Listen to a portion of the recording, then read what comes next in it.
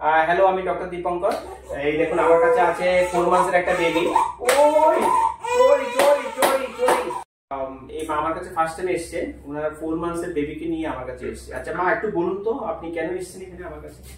ওর একটু সমস্যা হচ্ছে যে রাত্রে ঘুমায় না, সারাক্ষণ চিৎকার উপরে থাকে, খায় না, তারপরে বুকে একটু দিলে খায়, তারপর সরিয়ে নেয়, তারপরে আগে তো কয়েকদিন যাবত তো রাত্রে ঘুমতো, তারপর 7টা-8টা অব্দি মানে ঘুমতো না, 7টার সময় ঘুমতো। আজকে ওদিন যাবো তো 7টার সময় ঘুমায় না, 12টার সময়, 12টা সাড়ে 12টা বাজে দুপুর অব্দি ঘুম আসে না, চিৎকার করে আর পটি করে না, অনেকদিন যাবো পটি করে। আচ্ছা মা, মেইন কমপ্লেইন নিয়ে এসেছে ওর 4 মাসের বেবি, কিন্তু লাস্ট মোটামুটি 1 মাস ধরে ও দুধ আগের মতন খায় না, প্রচন্ড ডিস্ট্রাকটিভ বিহেভিয়ার, কোনো সময় খায় কোনো সময় খায় না, রাতে বেলা ঘুমের খুব ডিস্টারবেন্স, ঘুমাতে খুব কষ্ট হয় না, তাই তো? মাও খুব কষ্ট করছে। তো এর পাশাপাশি ওর পটির নাকি সমস্যা, লাস্ট মোটামুটি 3 থেকে 4 সপ্তাহ ধরে পটি হয় না, মোটামুটি 7-8 দিনে গিয়ে একবার পটি হয়। ওরা বাড়ি ঘরে কিছু হোম রেমেডি করে তারপরে পটি হয় নাকি।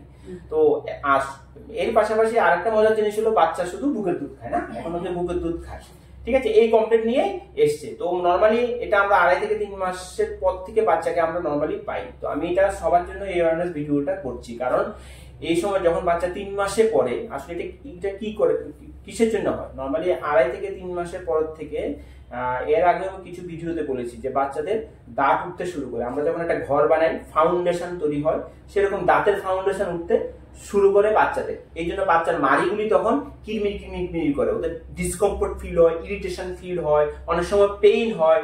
এই জন্য ওরা সারাক্ষণ আঙ্গুল মুখে দেয় না, আঙ্গুল মুখে দেয়, প্রচুর পরিমাণে স্যালিভেশন হয়, থুতু পড়ে, লালা পড়ে, তার জন্য এরকম ডিস্ট্রাকটিভ বিহেভিয়ার হয়। আর এর পাশাপাশি বাচ্চা যত বড় হয় ওর বিহেভিয়ারে কিছু চেঞ্জ হয়। এর পাশাপাশি বাচ্চা স্লিপ ডিস্টারবেন্স হবে একটু। স্লিপ ডিস্টারবেন্স মানে কি, আগের মতো সাউন্ড স্লিপ হয় না। আগে যেমন দুধ খাওয়ার পর 2-3 ঘন্টা ঘুমাতো, এখন ঘুমাবে না, কারণ ওর স্লিপ সাইকেলের কিছু পরিবর্তন হবে। আমাদের যেরকম স্লিপ সাইকেলের পরিবর্তন হয়, বাচ্চাদের এরকম স্লিপ সাইকেলের পরিবর্তন হয়। আপনার বাচ্চা মনে কাঁদছে, ঠিক আছে আপনি চলে যান, কোনো অসুবিধা নেই, আমি আসছি আবার ভিডিওতে। হ্যাঁ ঠিক আছে।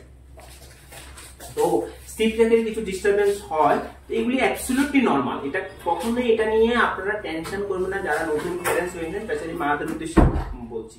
এটা মাউথিং এবং স্যালিভেশনটা দাঁতের মাড়ি দিয়ে যখন, মানে মাড়িগুলিতে যখন একটু একটু করে দাঁত উঠতে শুরু করে, ফাউন্ডেশন তৈরি করে, তার জন্য এটা হয়। তার জন্য আমি আগের ভিডিওতে বলে দিয়েছিলাম একদিন, এরকম করে মেসেজ করতে হবে, এটা 1 নম্বর করতে হবে। 2 নম্বর একটা প্যাটার্ন মেসেজ, আমি আগের ভিডিওগুলোতে আপনারা দেখে নেবেন, ওর প্যাটার্ন মেসেজ একটা করবেন।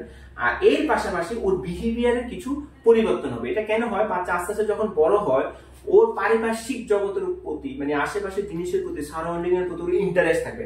ও নতুন নতুন জিনিস দেখবে, নতুন নতুন কোনো জিনিস, মানে অ্যাট্রাকটিভ কোনো জিনিস পেলে ওটা ধরতে চাইবে, তারপরে নতুন নতুন মানুষ দেখলে ওদের সাথে খেলা করতে চাইবে, নতুন নতুন পরিবেশে যেতে চেষ্টা, মানে baby will learn new things. এগুলোর জন্য এরকম বিহেভিয়ার হয়। তো এটার জন্য একদমই টেনশন করবেন না।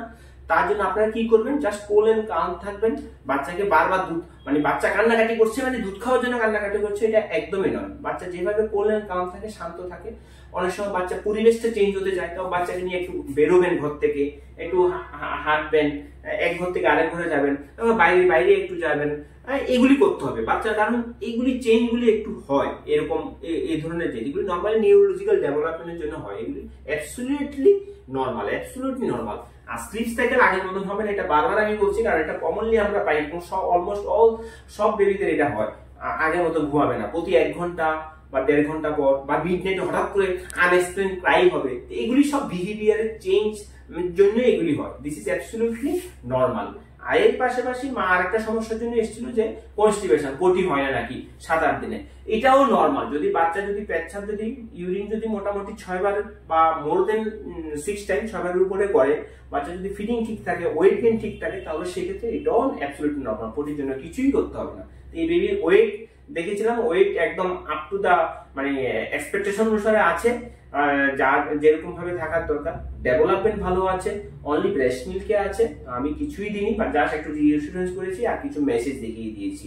এইভাবে মেসেজ করতে হবে, এইভাবে মেসেজ করতে হবে, এইভাবে ফেসিয়াল মেসেজ, চোখের উপর মেসেজ, এগুলি করতে হবে। এর পাশাপাশি পেটের মেসেজ আমার আগের ভিডিওগুলিতে আছে, আপনারা কাইন্ডলি একটু দেখে নেবেন। তো দিস ইজ অ্যাবসলিউটলি নর্মাল, এগুলো নিয়ে ভয় পাবেন না।